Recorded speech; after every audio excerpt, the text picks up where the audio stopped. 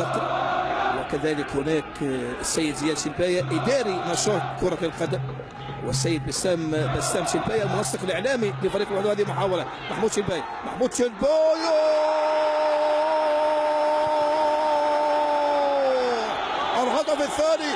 الهدف الثاني لفريق الوحدة.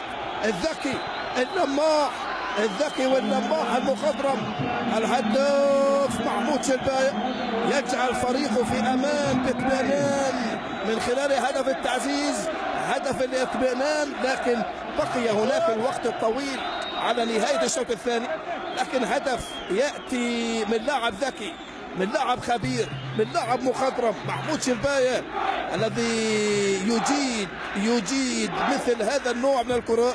هدف ولا بالأحلام، هدف ولا في الأحلام، عن طريق الخبير، عن طريق اللماح، عن طريق اللاعب الصقر بعين صقر. شاهد تقدم حارس المرمى، سجل هدف.